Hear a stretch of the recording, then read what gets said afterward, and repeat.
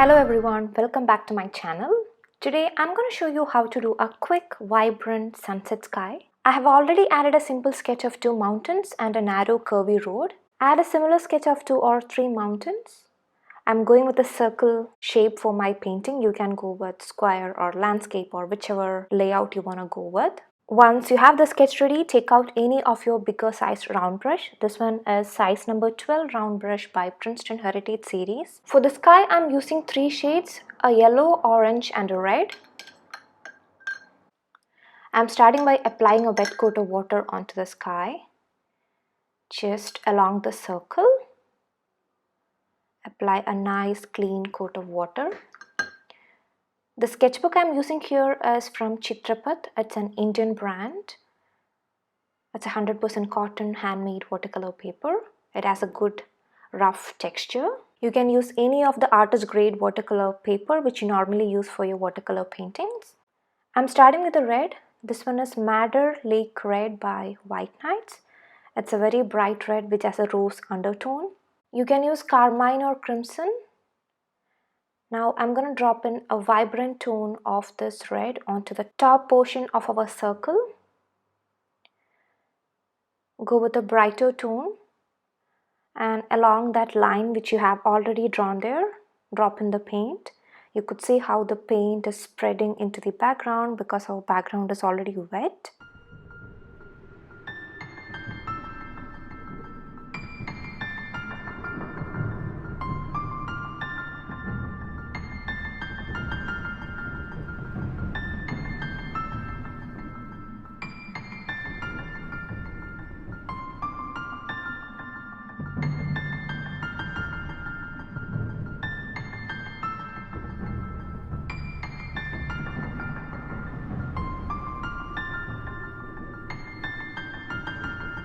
So I fill 1/4 of the top area using red. You could see I deliberately left a little of white space in between. Now when I go in with the second shade, it will go inside and create a nice effect. I'm going with the orange. Take enough of paint on your brush. In a similar way how we applied the red, I'm going in with orange as well. I'm taking orange to those little gaps which I left in between. And I'm trying to blend these two colors together. If you went in with a circle, be a little careful when you are applying your paint along the outer boundary. Give it a clean shape.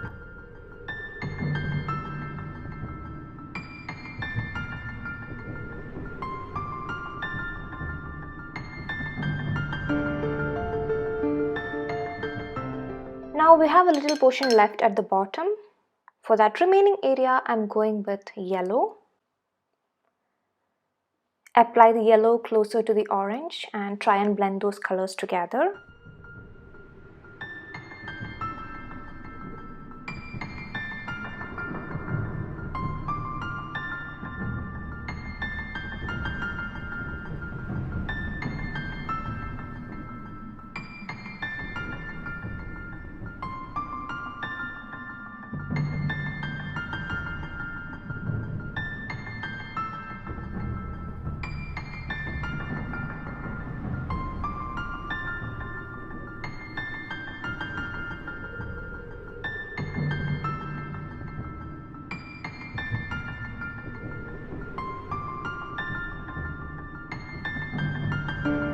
And with that, we have finished painting our base layer.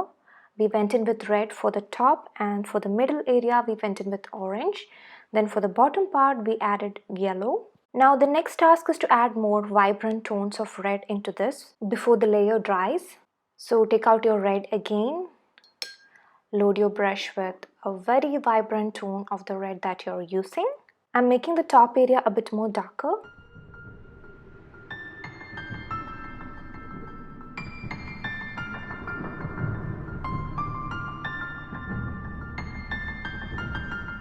Now adding red tones onto the yellow and orange. Just add some random patterns here and there as the background is wet. That will blend into the background, leaving a nice sunset sky.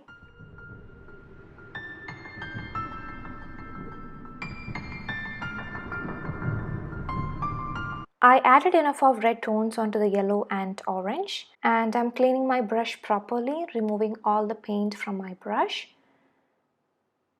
I'm just taking my brush around these patterns that I applied and trying to make it blend smoothly into the background.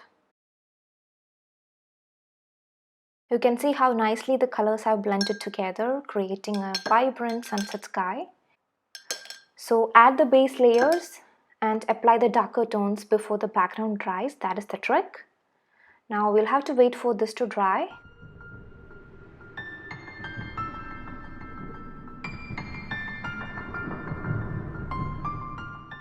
The background has beautifully dried. Now I'm gonna paint the mountains. I'm taking black watercolor. I'm gonna fill up the bottom area in black watercolor, leaving the road.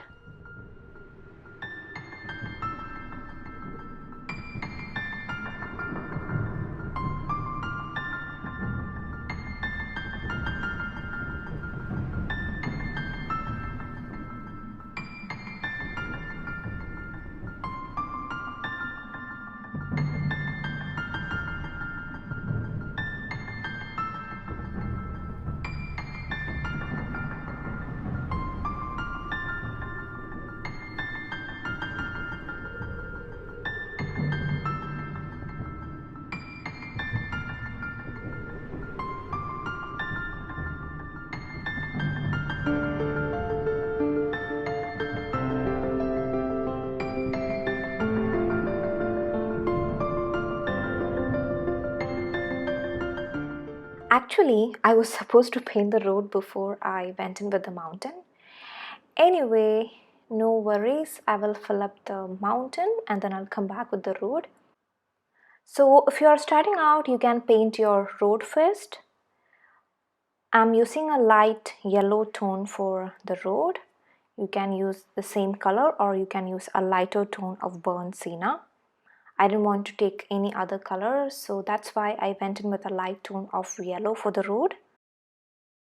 It was a little late when I realized it was better to paint the road first. Anyway, I'll finish painting this, then I will paint the road.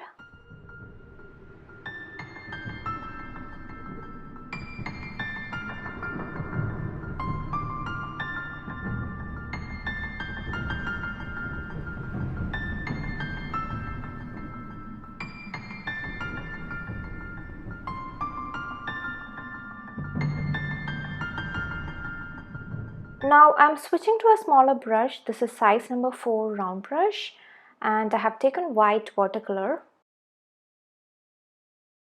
Using white watercolor, I'm going to add some details onto the mountains. Consider either left or right side. If you are going with left side, you have to do similarly for the other mountain as well. So which will be the side you're considering, you have to be consistent. If you have 2 or 3 mountains, and if you're adding your highlights on the left side, it should be the same for all of them. So consider any one side and add white lines like this. Our mountains were looking quite flat when we applied plain black. Now it is starting to look more realistic. It has got more character now. I'm done with the first mountain. In a similar way, I'm going with the one on the left side.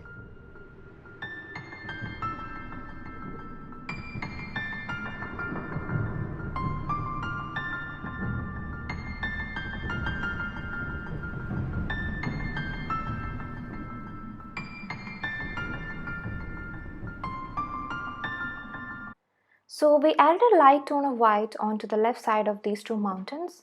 We'll wait for this to dry, and after that dries, we'll add in more darker tones of white. Meanwhile, let's go in with the road. I'm using a light tone of yellow. You can also use a light tone of burnt sienna.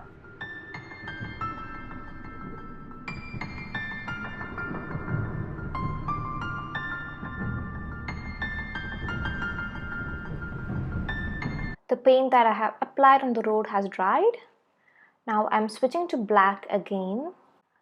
And I'm going to give the road a nice clean shape. It is looking a little shabby now as I painted the black first.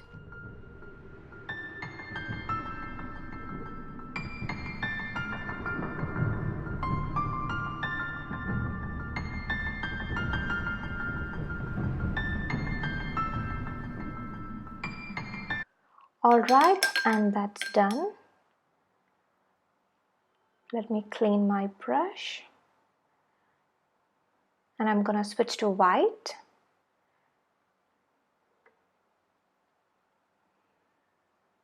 I'm adding some more darker tones of white.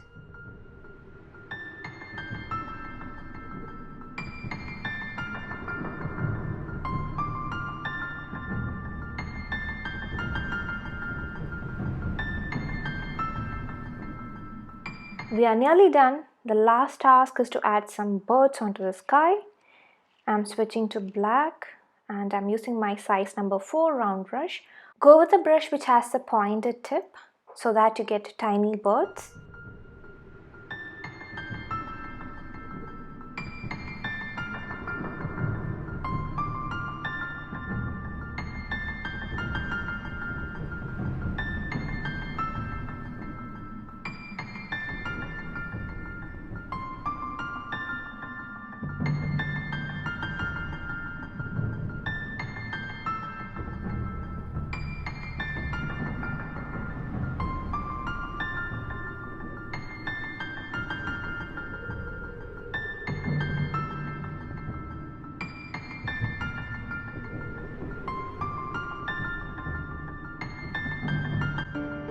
And with that, we are done with our quick sunset painting.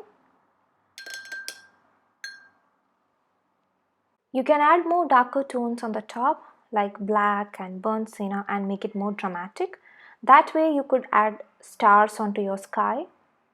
For the color combination we used here, I think it is perfect to leave it as it is if you're not going with more darker tones. And that's it. Give it a try. Go with any yellow, orange and red that you have got and paint your vibrant sunset sky. Thanks a lot for watching and happy painting.